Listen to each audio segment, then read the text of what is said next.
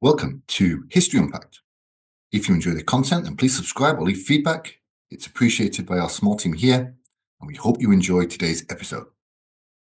Rudyard Kipling was one of the most influential writers of the late 19th and early 20th centuries, known for his poetry, short stories, and novels. His works, including The Jungle Book, Kim, and If, have left a lasting impact on literature and continue to be widely read today. A powerhouse of children's stories, Kipling was nonetheless also a controversial figure due to his views on imperialism, which have led to ongoing debates about his legacy. His personal life was also mired with tragedy, which affected his later work.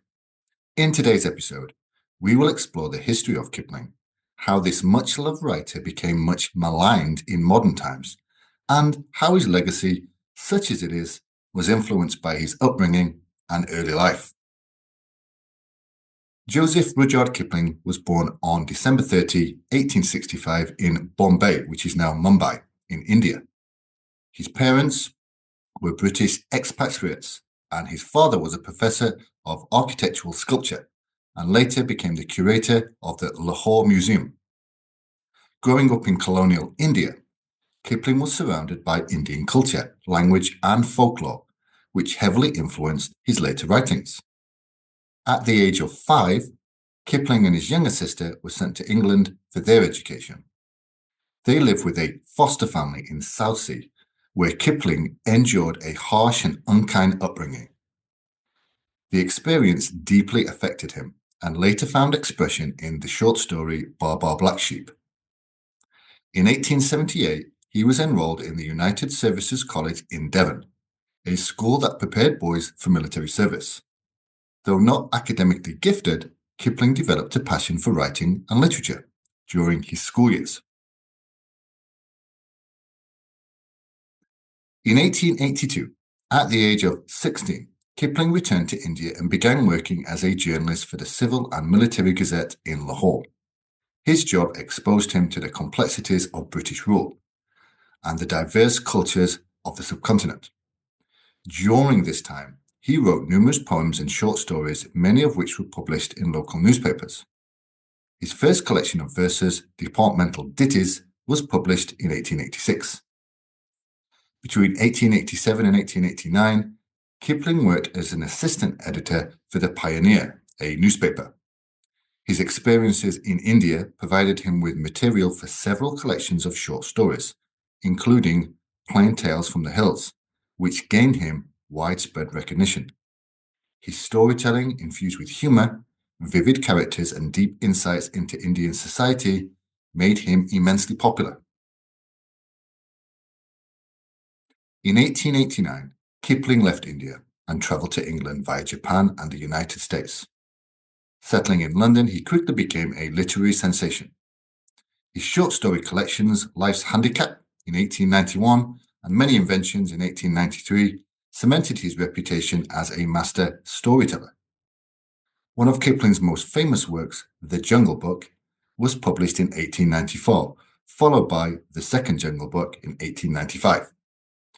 These collections of stories featuring characters like Mowgli, Baloo, and Bagheera drew inspiration from Indian folklore and the natural world.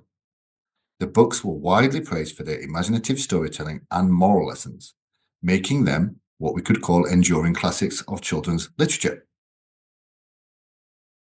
In 1892, Kipling married Caroline Bellistier, an American writer and the sister of his late friend Walcott Bellistier. The couple initially settled in Vermont, USA, where Kipling wrote some of his best-known works, including Captain Courageous and The Jungle Book. However, tensions with Carrie's family and Kipling's own discomfort with American culture led them to return to England in 1896. Back in England, Kipling continued his prolific writing career. In 1901, he published Kim, a novel set in British India that explores themes of identity, imperialism, and adventure. The book was well received and is considered one of Kipling's finest works. His poem, If, published in 1910, remains one of the most quoted poems in the English language, celebrated for its inspirational message. In 1907, Kipling became the first English-language writer to receive the Nobel Prize in Literature. The Swedish Academy praised his observation, originality of imagination, virility of ideas, and remarkable talent for narration. Despite this high honor, Kipling declined offers of knighthood and the position of poet laureate. Kipling's later years were marked by personal tragedies. His eldest daughter, Josephine, died of pneumonia in 1899, and his only son, John, was killed in action during World War I. These losses deeply affected Kipling, and his writing became darker and more reflective. During the war, Kipling supported the British war effort, writing propaganda and encouraging enlistment. His poem, My Boy Jack, is believed to be about his son's death, although it also symbolizes the many young soldiers lost in the war. Kipling's legacy remains complex. On the one hand, he is celebrated as a literary genius whose works have inspired generations. His ability to blend storytelling with deep moral and philosophical insight ensures that his books remain widely read. However, Kipling's support for British imperialism has made him a controversial figure. Critics argue that his works often reinforce colonialist attitudes, particularly in poems like The White Man's Burden in 1899, which was interpreted as justifying colonial rule. Other scholars deem the practice of retroactively imposing modern societal norms on a piece of work over 100 years old is not particularly useful or productive in understanding literary works and legacies. These two conflicting views cause heated debates amongst the community and the wider society. However, academically, most modern scholars view his works through a critical lens, acknowledging both their literary brilliance and their problematic aspects. Despite these debates, Kipling's influence on literature is undeniable. His writing style, the use of language, and ability to craft engaging narratives have inspired countless authors. His works have been adapted into films, stage productions, and television series, keeping his stories alive for new audiences.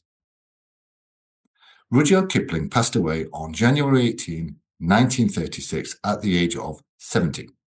He was buried in Poets' Corner in Westminster Abbey alongside other literary greats such as Charles Dickens and Geoffrey Chaucer. Today, Kipling's work continues to be studied, debated, and appreciated worldwide.